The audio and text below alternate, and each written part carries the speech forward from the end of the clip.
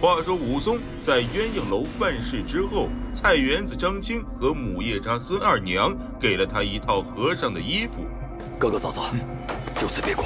武松就这样躲过了官府的搜查。那么武松是靠一身和尚的衣服过关的吗？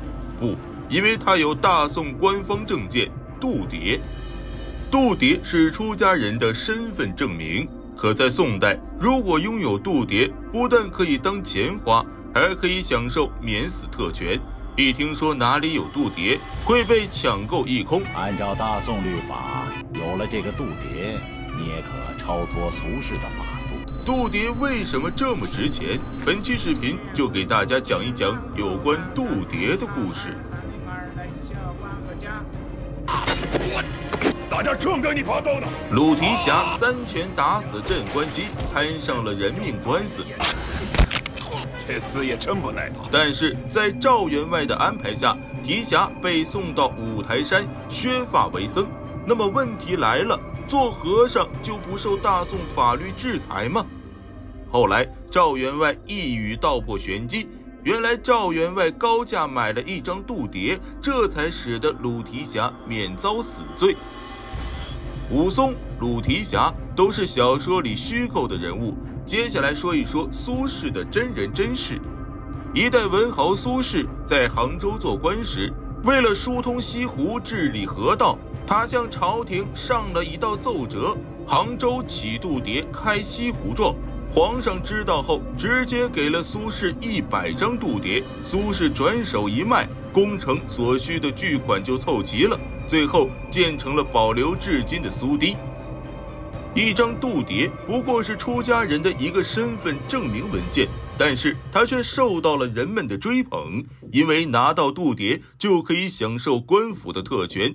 这其中的原因恐怕要说到封建社会的税收制度，以及古代出家当和尚的规矩，从不欺负良善。封建社会老百姓种地是要给地主交租的，这租金可是一点都不便宜。然而这还没完，要是遇上被摊派下来的徭役，很多老百姓可能就会错过娶妻生子的年龄。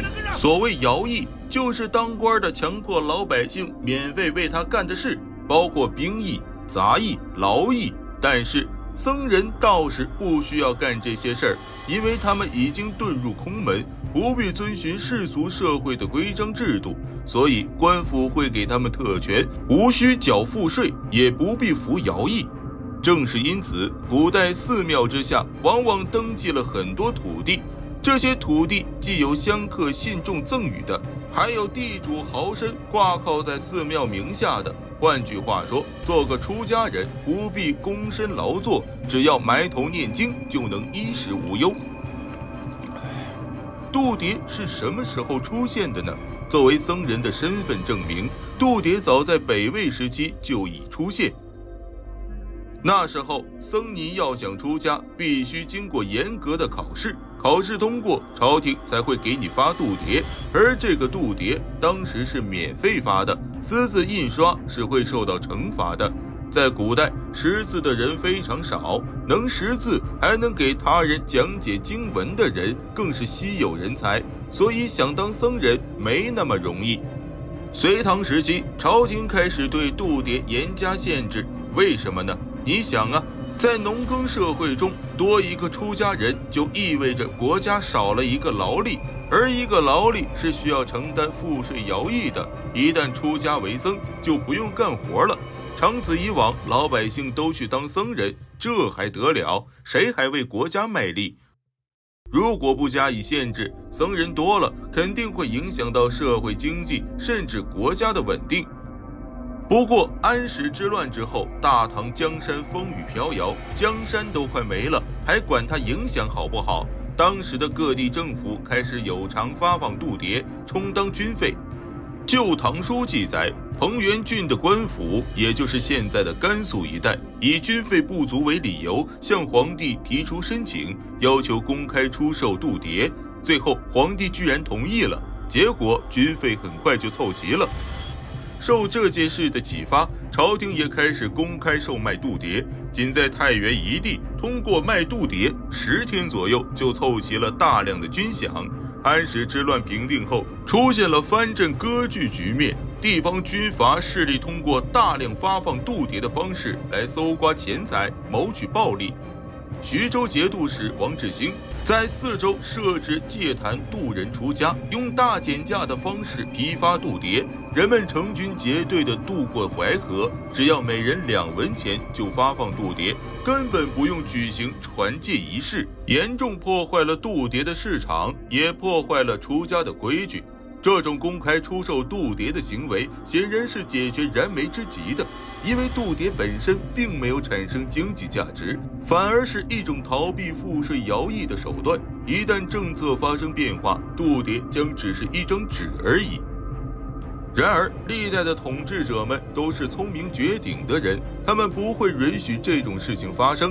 到了宋朝，朝廷大肆利用度牒收割老百姓的银子，基本上每个宋朝皇帝都对度牒进行过明码标价。宋神宗时期，一张度牒价值130贯，一贯大约是现在的450到900元，取个中间数700元，130贯就是91000元，将近10万元了。你要是真的想要，我再饶你500贯，1500贯。不过到了宁宗时期，一张度牒涨到了1200贯。如果精明的商人早点囤货，那可能是近10倍的利润，赚翻了。南宋时有个才子叫做杨衍，这个人本事不一般，他是一名建筑设计师。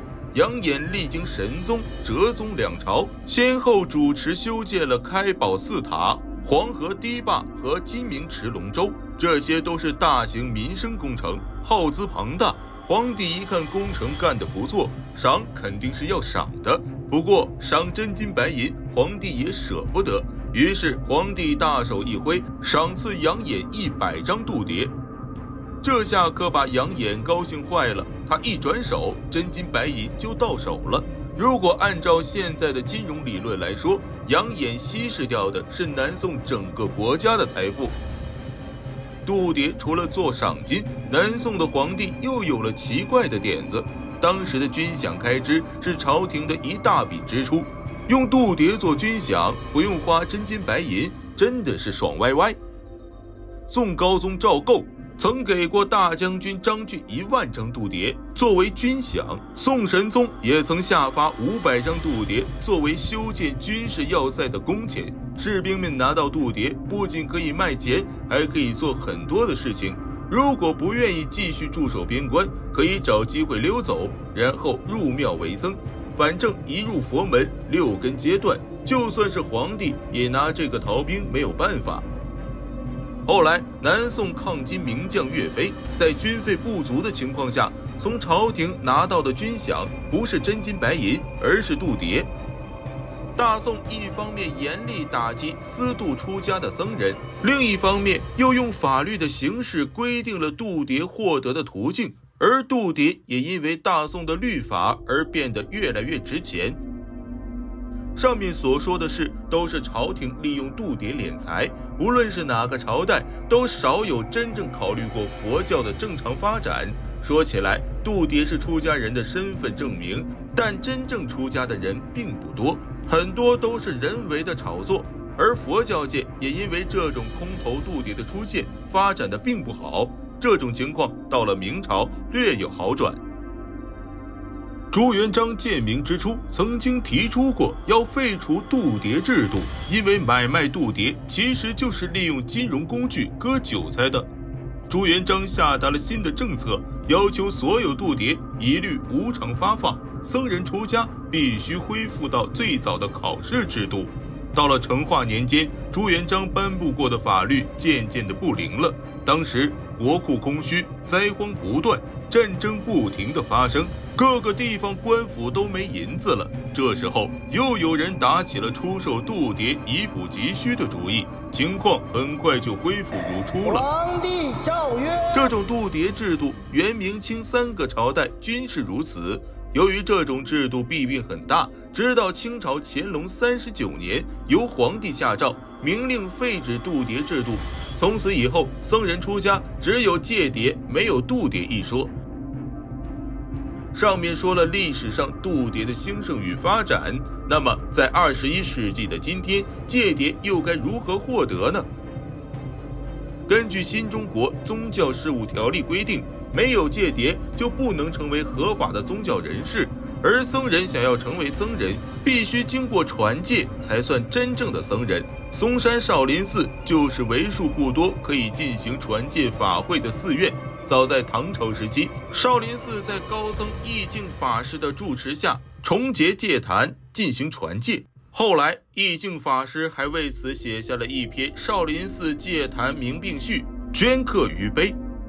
当时的新罗国，也就是现在的朝鲜半岛，慧昭禅师不远千里登临少林寺琉璃戒坛受戒，从此少林琉璃戒坛誉满天下。此后的1000多年里，每隔几年少林寺都会举行传戒法会。